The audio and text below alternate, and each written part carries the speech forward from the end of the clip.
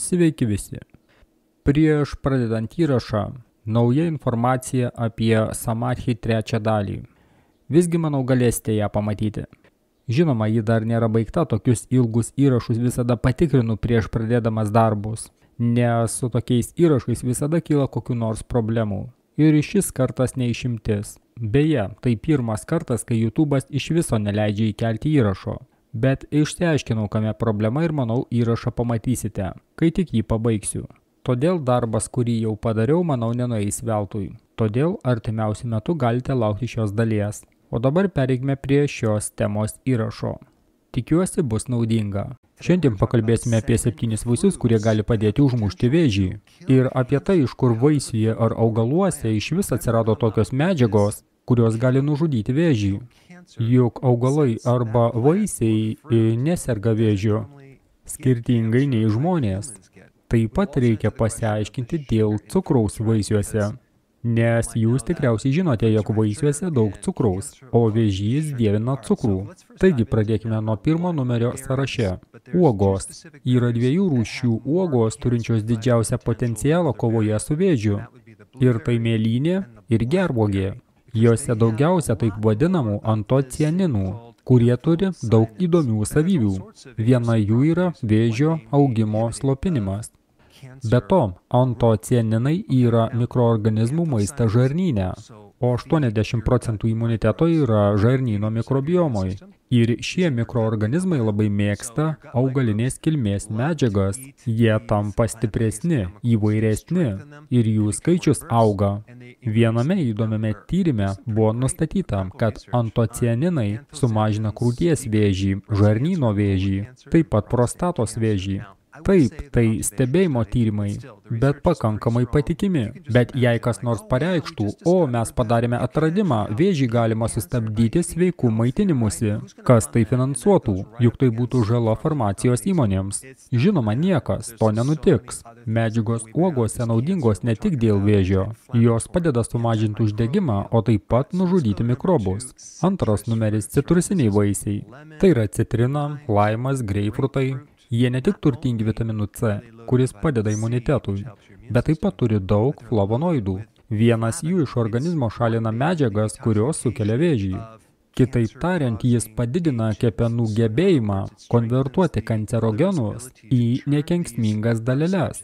Jei reguliariai valgyti citrusinius vaisius, pavyzdžiui, citriną su vandeniu ir taip toliau, galima sumažinti riziką susirgti tam tikromis vėžio rūšimis, ypač virškinimo organų. Sekantis vaisius granatas. Juose gausu taip vadinamos elaginino rūgšties, kuri turi priešvėžinės savybės. Ši medžiaga padeda apsaugoti DNR nuo pažeidimų. Vėžinė ląstelė iš pradžių buvo normali. Vėžio esmė, kad iš pradžių buvusi normali ląstelė tam, kad išgyventi, keičia metabolizmo tipą. Granatuose yra ir fitonutrientai, kurie naudingi kitais būdais. Jie mažina uždegimą, mažina oksidacinį stresą. Toliau turime vynuogės. Kuo jos nuostabios? Joje yra fitonutrientas – resveratrolis. Žinoma, kad resveratrolis sulėtina senėjimą. Ir dar vienas ilgo gyvenimo veiksnys sumažinant mirties riziką nuo tam tikrų dalykų. Resveratrolis labai išsamei ištyrinėtas fitonutrientas. Jis turi daug naudingų savybių. Viena jų superherojaus poveikis vėžiui. Jis geba patikimai apsaugoti mūsų ląsteles nuo perteklinio streso poveikio, kuris gali išprovokuoti vėžio vystymąsi. Toliau sąraše turime pomidorus. Taip, pomidoras iš tikrųjų vaisius, nors jūs tikriausiai manėte, jog tai daržovė.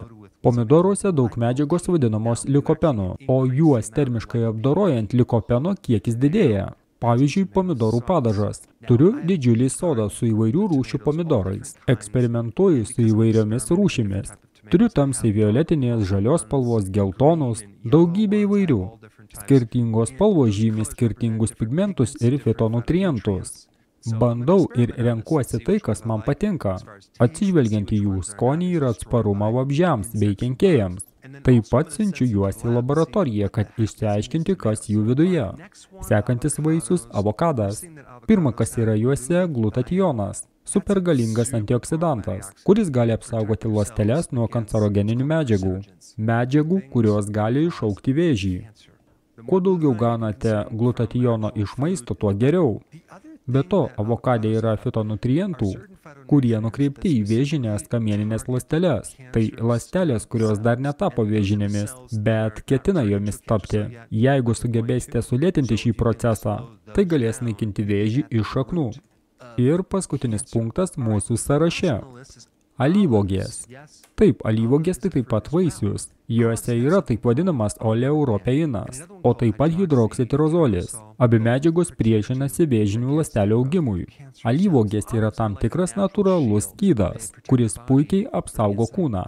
Dar viena naudinga alyvuogių savybė tame, kad šie fitonutrientai sustiprina vadinamąją apoptozę, kai ląstelė serga, renkasi savižudybę, kad apsaugotų visą kūną, o fitonutrientai alyvuogėse gali padėti vėžinėms ląstelėms nusižudyti.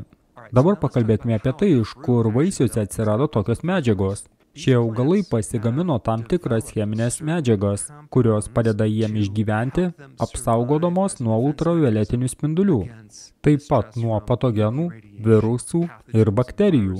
Augalai negali pabėgti, todėl pasigamina medžiagas, kad sunaikinti tuos, kurie juos valgo.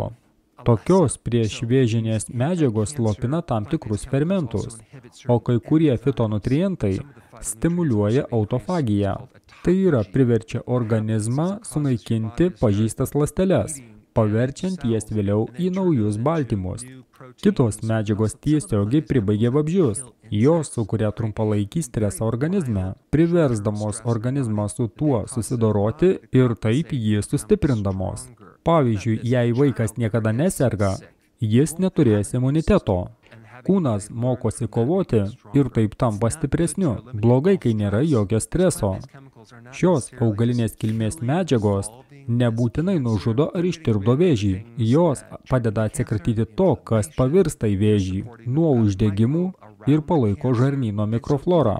Ir nors vaisiuose gali būti daug cukraus, įvairūs fitonutrientai, o taip pat pačios skaidulos, žymiai sušvelnina jo poveikį. Tai visiškai ne tas pats, kas šokoladas. Manau, mūsų vaistais turi būti maistas. Bet dėja, tradicinė medicina nevertina maisto kaip vaistų. Man nesuprantama, kad naudojant nuodus galima tapti sveiku. Atsiprašau, vaistus.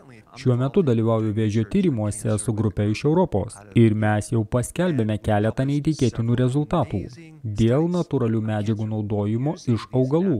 Juk jie praktiškai neturi šalutinio poveikio, skirtingai nuo chemoterapijos, kurie turi jų masę. Mes ieškome šios problemos sprendimo, bandydami sunaikinti vėžį. Bandome surasti tai, kas neturi toksinio poveikio. Iki susitikimo sekančiame vaizdo įraše. Aprašyme rasite nuorodas į originalų kanalą.